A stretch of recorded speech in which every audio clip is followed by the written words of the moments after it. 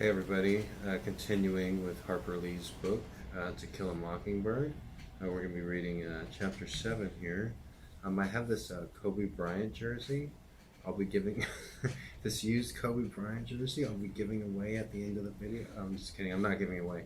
No, but I will be burning this video at the end of or burning this jersey at the end of the video. So stay tuned and watch the whole video, and at the end we'll get a jersey burning, Kobe Bryant number 24 jersey burning. And also, if you just fast forward and try to watch me burning the jersey, it's not going to work, so it's also kind of like a magic trick. Yeah. Teacher's getting weird! Alright, To Kill a Mockingbird by Harper Lee, Chapter 7. Jim stayed moody and silent for a week, as Atticus had once advised me to do.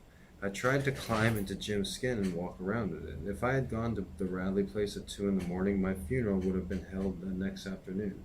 So I let Jim alone and tried not to bother him. School started. The second grade was as bad as the first, only worse. They still flashed cards at you and wouldn't let you read or write. Miss Caroline's progress next door could be estimated by the frequency of laughter. However, the usual crew had flunked the first grade again and were helpful in keeping order. The only thing good about the second grade was that this year I had to stay as late as Jim, and we usually walk home together at 3 o'clock. One afternoon when we were crossing the schoolyard toward home, Jim suddenly said, "There's something I didn't tell you." As this was his first complete sentence in several days, I encouraged him. "About what?" "About that night." "You never told me anything about that night," I said. Jim waved my words away as if fanning gnats. He was silent for a while, then he said, "When I went back for my breeches, they were all in a tangle when I was getting them out. I couldn't get them loose. When I went back," Jim took a deep breath. "When I went back, they were folded across the fence, like they were expecting me." "Across? And something else." Jim's voice was flat. "Show you when we get home. They've been sewed up. Not like a lady sewed them, like something I'd try to do, all crooked and almost like somebody knew you were coming back for them." Jim shuddered. "Like somebody was reading my mind, like somebody could tell what I was going to do. Can't anybody tell what I'm going to do unless they know me, can they, Scout?" Jim's question was an appeal. I reassured him. "Can't anybody tell what you're going to do unless they live in the house with you, and even I can't tell sometimes." When we were walking past our tree, and its knothole rested a ball of gray twine. "Don't take it, Jim," I said. "That's somebody's hiding place." "I don't think so, Scout." "Yes, it is. Somebody like Walter Cunningham comes down here every recess and hides his things, and we come along and take them away from him. Listen, let's leave and wait a couple days. If it ain't gone, we'll take it, okay?" "Okay, you might be right," said Jim. "It must be some little kid's place, hides his things from the bigger folks. You know, it's only when school's in that we found things." "Yeah," I said, "but we never go here by it in the summertime." We went home. Next morning, the twine was where we had left it. When it was still there on the third day, Jim pocketed it. From then on, we considered everything we found in the knothole our property. The second grade was grim, but Jim assured me that the older I got, the better school would be. That he started off the same way, and it was not until one reached the sixth grade that one learned anything of value. The sixth grade seemed to please him from the beginning. He went through a brief Egyptian period that baffled me. He tried to walk flat a great deal, sticking one arm in front of him and one in the back of him, putting one foot behind the other. He declared Egyptians walked this way. I said if they did, I didn't see how they got anything done. But Jim said they accomplished more than the Americans ever did. They invented toilet paper and perpetual embalming. That's true, accurate. And asked where it would be today if they hadn't. Atticus told me to delete the adjectives and I'd have the facts.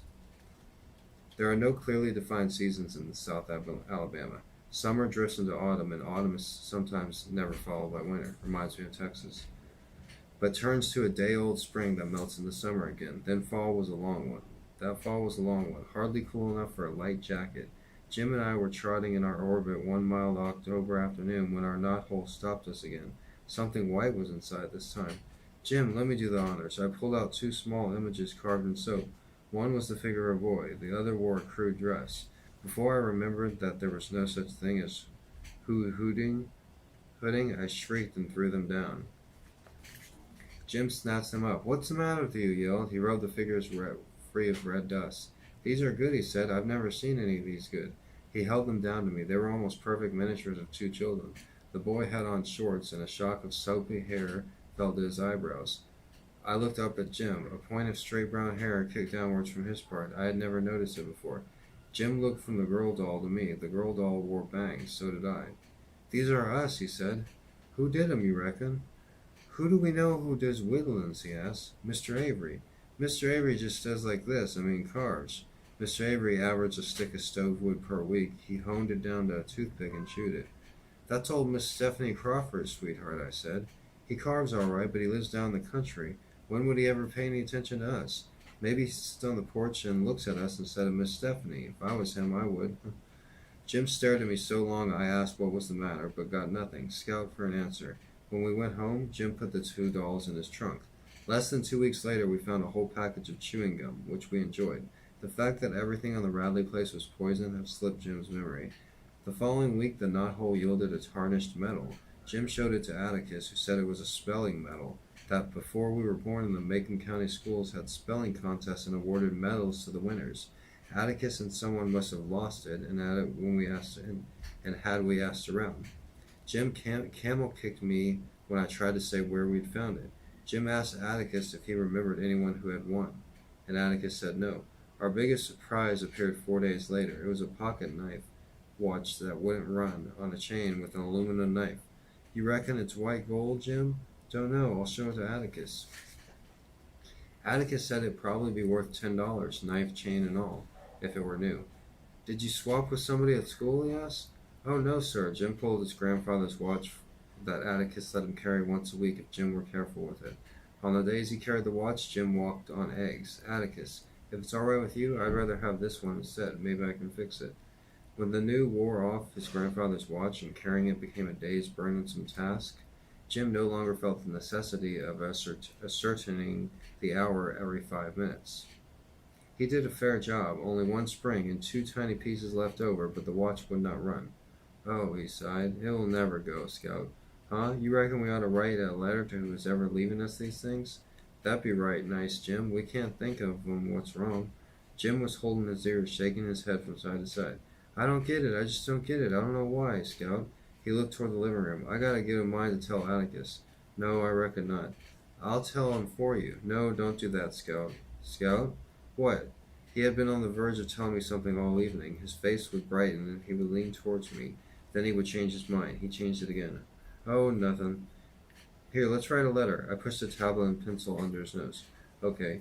Dear Mister, how do you know it's a man? I bet it's Miss Maudie. Been betting that for a long time. Miss Maudie can't chew gum. Jim broke into a grin. You know, she can talk real pretty sometimes. One time I asked her to have a chew, and she said no thanks.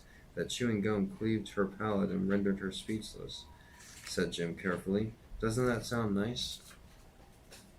Yeah, she says nice things sometimes. She wouldn't have a watch and a chain anyway. Dear sir, said Jim, we appreciate that. No, we appreciate everything which you have put in the tree for us. Yours truly, Jeremy Atticus Finch. He won't know who you are unless you sign it like that, Jim. Jim erased his name and wrote Jim Finch. I signed Jean Louise Finch, Scout, beneath it. Jim put the note in an envelope. Next morning on the way to school, he ran ahead of me and stopped at the tree. Jim was facing me when he looked up and saw him go start white. Scout! I ran to him. Someone had filed our knothole with cement. Don't you cry now, Scout. Don't cry now. Don't worry, he murmured at me all the way to school. When we went home for dinner, Jim bolted his food and ran to the porch and stood on the steps. I followed him. Hasn't passed by yet, he said. Next time, Jim repeated his virgil and was rewarded. How do you do, Mr. Nathan, he said. Morning, Jim Scout, said Mr. Radley as he went by. Mr. Radley, said Jim. Mr. Radley turned around. Mr. Radley, did you put cement in that hole in the tree down yonder? Yes, he said. I filled it up. Why'd you do it, sir? The tree's dying. You plug them with cement when they're sick. You ought to know that, Jim. Jim said nothing more about it until late afternoon. When we passed our tree, he gave a meditative pat on the cement and remained deep in thought. He seemed to be working himself into a bad humor, so I kept my distance.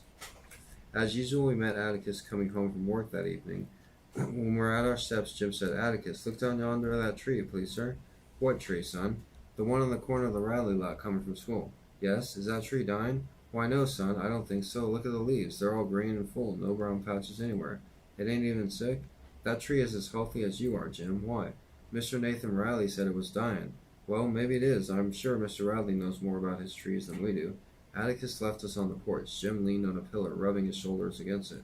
"Do you itch, Jim?" I asked as politely as I could. He did not answer. "Come on in, Jim," I said, after a while. He stood there until nightfall, and I waited for him. When we went into the house, I saw he had been crying. His face was dirty in the right places, but I thought it was odd that I had not heard him. That was chapter 7 of Harper Lee's wonderful book, To Kill a Mockingbird. One thing that I've learned in reading and writing is that an author doesn't normally put something in there unless it has a meaning.